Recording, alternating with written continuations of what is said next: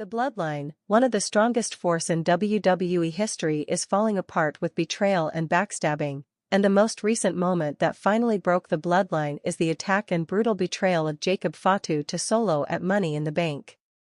It left Solo Sikoa hospitalized and is now fighting for his life. Wrestling fans, brace yourselves. Because what just happened at WWE Money in the Bank wasn't just a twist in a storyline, it was a betrayal so personal, so brutal, so irreversible, that it sent shockwaves across the entire wrestling world. Tonight, we're not just talking about a match. We're talking about a man who was left unconscious and bleeding, another hauled off in handcuffs, and a third, Jey Uso, facing a decision that could either rebuild or destroy everything his family ever stood for. In a chilling, heart-stopping moment, Jacob Fatu, the very man Solo Sikoa brought into the Bloodline as his personal enforcer, turned on him in front of a sold-out crowd. There was no warning. No hesitation. Just pure violence. A Samoan spike to the throat, a steel chair to the skull, and a thunderous powerbomb through the announce table that left Solo lifeless on the ground. The cameras cut away as medics rushed to the ring. But the damage had already been done. And somewhere backstage, Jey Uso watched it all unfold. He didn't speak. He didn't move. Sources say he refused to look away, eyes locked on the monitor as his younger brother, the enforcer, the warrior, the one who stood beside Roman Reigns and carried the family's name into battle, was carried out on a stretcher. Tonight, Jey Uso is broken. Torn between blood and betrayal. And what we witnessed may have just fractured the Anoa'i dynasty beyond repair. But let's rewind for a moment.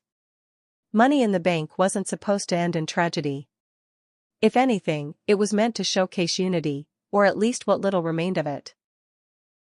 The Bloodline, once led by Roman Reigns, had splintered in the months leading up to this night. With Roman's mysterious absence and Paul Heyman jumping ship to align with Seth Rollins, Solo Sikoa seized control. He declared himself the new tribal chief, handpicked Jacob Fatu as his bodyguard, and went to war with both outsiders and kin alike. But what no one saw coming was the betrayal from within. Jacob Fatu was supposed to be the muscle, the loyal cousin, the one who would take a bullet for Solo. Instead, he became the executioner. And the moment it happened, everything changed. Live audience footage captures the gasp of the crowd as Jacob spun Solo around and headbutted him with such force it echoed through the arena. What followed was an onslaught of chair shots, stomps, and raw, unfiltered rage.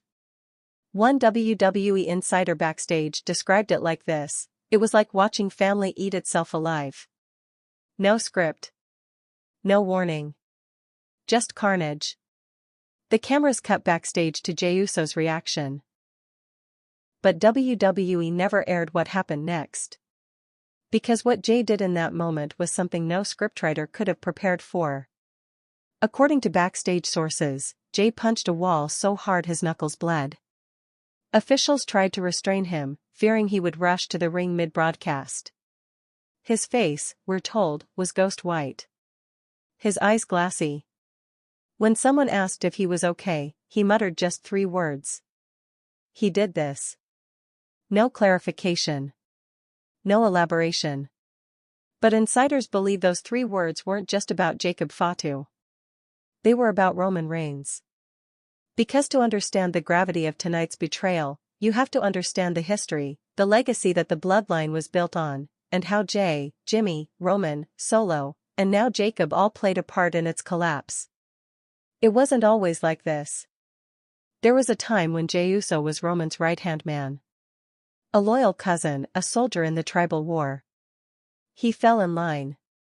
Took the beatings. Proved his worth. But ever since the Bloodline imploded, ever since Solo Sikoa turned into something darker, more volatile, Jey has been walking a tightrope. He tried to stay neutral. Tried to keep the peace. But what happened tonight? That shattered everything. Solo Sikoa is now in critical condition, per early reports. WWE issued a statement confirming he was transported to a local medical facility with head trauma and possible rib fractures. Paramedics were seen stabilizing his neck, and blood was visible on the mat where his head struck the steel steps. As for Jacob Fatu, he didn't run. He stood tall over Solo's broken body, stared into the camera, and said, "This is for the family." The arena was silent.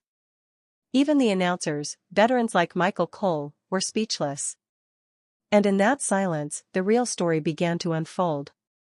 Because somewhere backstage, Jey Uso, the last brother standing, was being pulled in two different directions. On one side, the memory of a bloodline that stood tall, united, feared. On the other, the horrifying truth that his cousin just tried to kill his brother. So what happens now? According to one WWE agent, Jey hasn't said a word since Solo was loaded into the ambulance. He sat alone in the hallway for over an hour, hood over his head, fists clenched. When someone asked if he'd still be appearing at the post-show press conference, he shook his head slowly. Then walked out of the building. Not to a car. Not to catering. But to the hospital. Yes, Jey Uso rode to the hospital with Solo Sikoa. And while we don't know what was said between them, if anything, the image of Jey sitting by his brother's hospital bed as doctors fought to reduce swelling around Solo's spine, it tells us everything we need to know. Family still matters. Even now. Even after this. But there's one haunting truth that Jey Uso, and the entire Anoa'i lineage, must now confront. Jacob Fatu is not done. In a chilling message posted to his private Instagram stories, Fatu simply wrote, "Bloodline reborn. No weak links." The message was quickly deleted, but not before screenshots were taken and shared by thousands. The message is clear.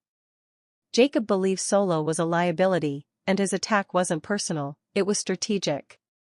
If that's true, then tonight wasn't just a betrayal. It was a coup. Jacob Fatu is making a power play to reshape the bloodline in his own image. One forged in savagery, dominance, and fear. And he's sending a warning to anyone, especially Jey, who might try to stand in his way. But here's the twist no one expected.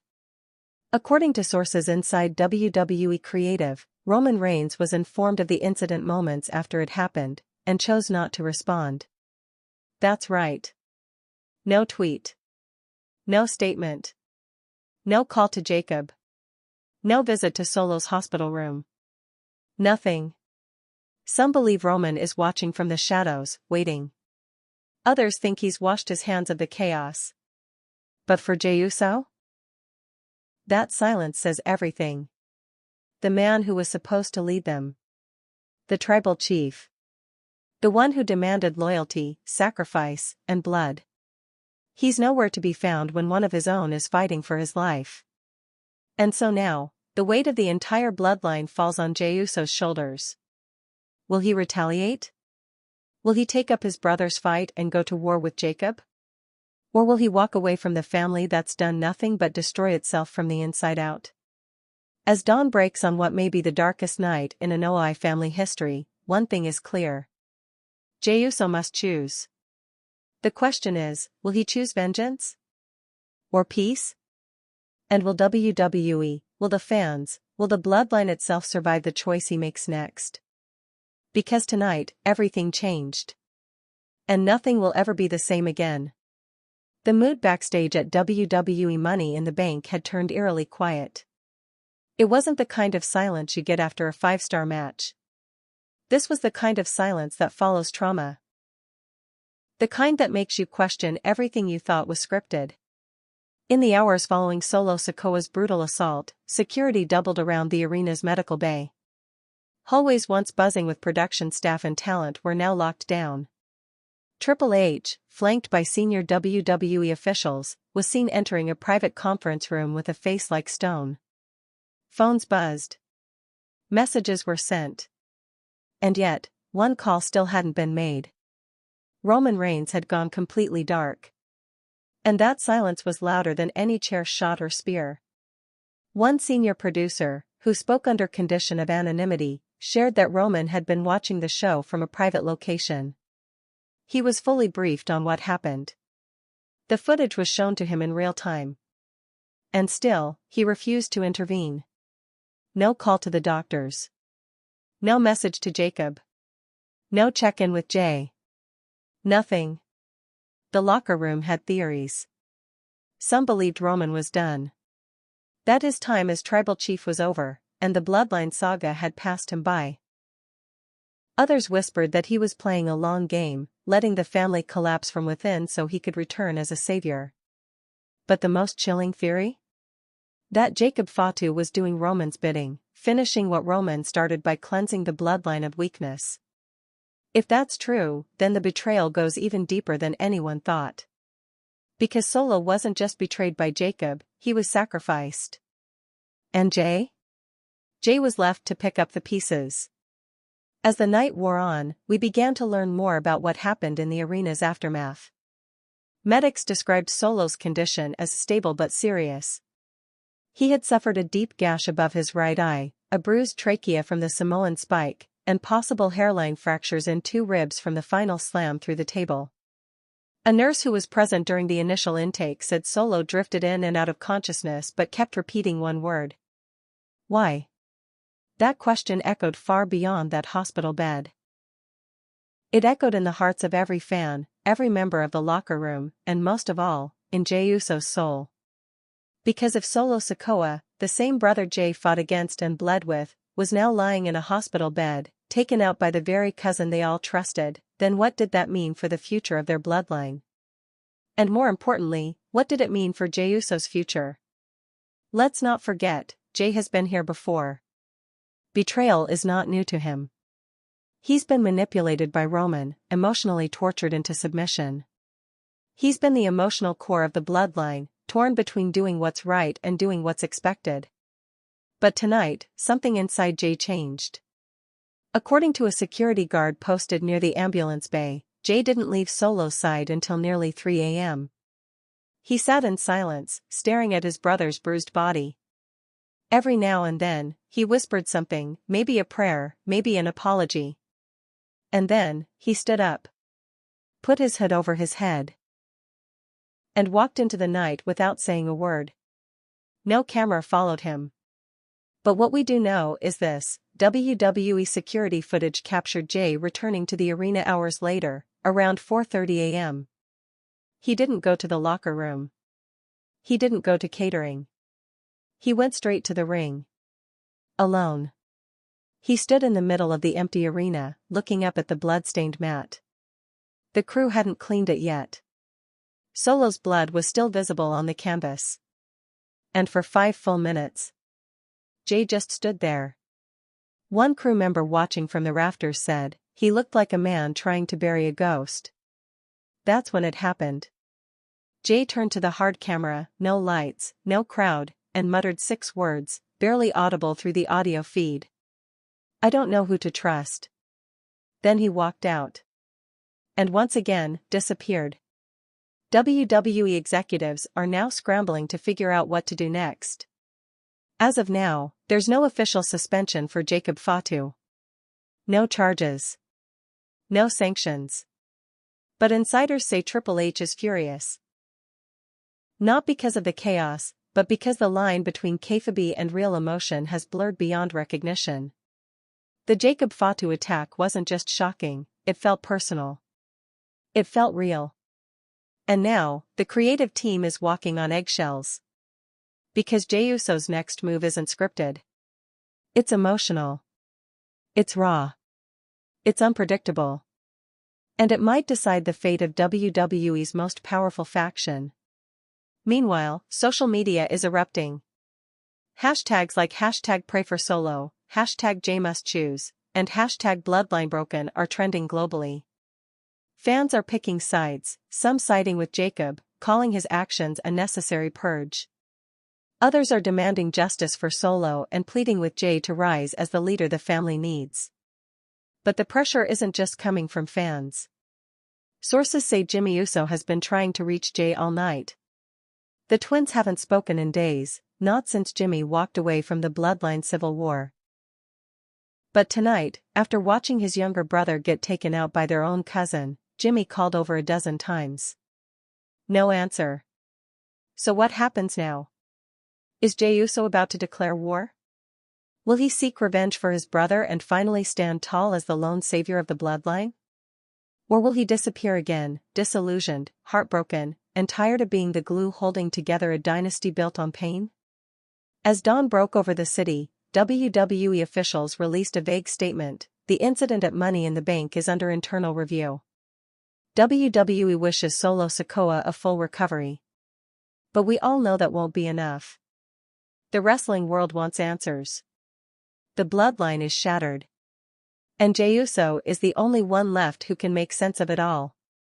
Will he step into the fire? Or walk away for good? All eyes are now on this Friday's SmackDown. Because Jey Uso has been given a microphone, and the entire world is waiting to hear what he has to say. But whatever comes out of his mouth, just know one thing. This isn't just another promo. It's a reckoning. And when it hits, the bloodline may never recover. The tension heading into SmackDown could be cut with a knife. Fans began queuing outside the arena as early as 7 a.m., hours before doors were scheduled to open. Every single person there had only one question on their mind: what is Jey Uso going to say? WWE knew the gravity of the moment. They knew this wasn't a typical promo segment or a routine fallout from a pay-per-view. This was a man broken by betrayal, stepping into the spotlight with the weight of family, legacy, and public expectation crushing his shoulders. And they played it perfectly. No music. No lights. No pyrotechnics. As the show kicked off, the arena plunged into darkness. The commentary team remained silent. And then, like a whisper through the void, a single spotlight illuminated the center of the ring. And there he was. Jey Uso. No bloodline shirt. No entrance music. No dance. No smile. Just black jeans, a hoodie, and a face that had seen too much. The crowd didn't roar. They didn't boo. They just stood and watched. And in that silence, Jey raised the microphone and spoke. I don't know how we got here. His voice cracked. There was no bravado. No catchphrases. Just a man trying to piece together the shrapnel of his shattered family. That was my brother, man. He pointed to the Titantron, which played slow-motion footage of Jacob Fatu slamming Solo Sikoa through the announce table. The crowd gasped again. Some even cried. And Jey?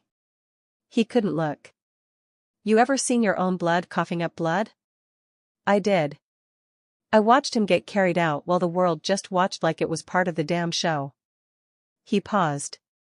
The camera zoomed in. Y'all cheer betrayal. You cheer drama. But this ain't a storyline to me. This is my life. That was my brother. And you, Jacob, you put him in the hospital. You put him in the ICU. The crowd erupted into chants of Jey. Jey. Jey. But he didn't acknowledge it. He wasn't performing. I brought you in, Jacob. Solo trusted you because I trusted you. You looked me in the eyes and said you were here to protect the family. His voice hardened.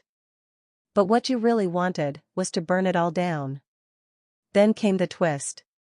He turned his head slightly, not toward the Titantron, but toward the hard camera. Roman. I know you're watching. You ain't slick. A ripple tore through the crowd. You disappeared when things got messy. Just like you did when Jimmy got hurt. Just like you did when Solo snapped. You sat back and watched the family burn. Then, in a move that left even the production crew scrambling, Jey pulled out a cell phone. This is what betrayal looks like. He tapped the screen. On the Titantron, a muted video began to play. Security footage from a backstage hallway, grainy but unmistakable. It showed Jacob Fatu, on a call. The timestamp? 1 hour before his attack on Solo. The call? To a contact saved as RR. Gasps echoed throughout the arena. You thought you could pull strings from the shadows? Jey said, stepping forward. Thought we wouldn't find out? You set this whole thing up. Then he yelled. You sacrificed your own family. The crowd exploded. The Titantron froze on the image of Jacob's face mid-call, smirking, dangerous, focused. This ain't just Jacob's betrayal, Jey said. This is yours too, Roman. You let him do it. You let my brother bleed. And you just watched. The lights flickered. But Jey didn't flinch. I'd been loyal. I'd bled for this family. But you ain't the head of the table. You're the man who flipped the table over and walked away. Then, slowly, deliberately, Jey unzipped his hoodie. Underneath was a plain black shirt. No logos. No slogans. Just 3 words in bold white print. I choose war.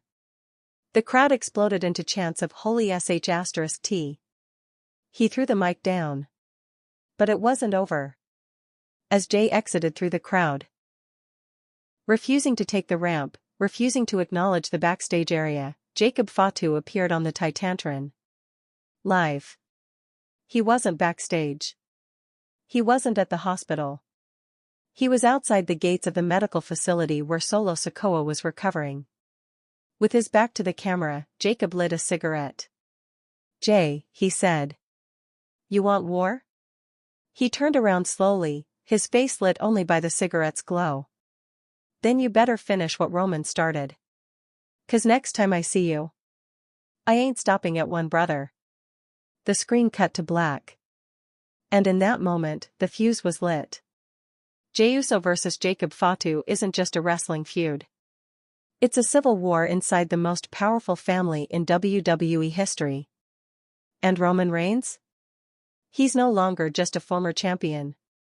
He's the absent king who may have started it all. So here's the question that now hangs over WWE like a storm cloud. Will Jey Uso take revenge for Solo Sikoa? Or will this war consume them all? One thing is certain. This isn't about belts anymore. This isn't about titles. This is about blood. And someone's not making it out of this alive. As the dust settled from that chilling exchange, WWE headquarters went into full lockdown mode. Internally, officials were rattled. There were emergency meetings being called not just about the storyline implications, but about real safety concerns.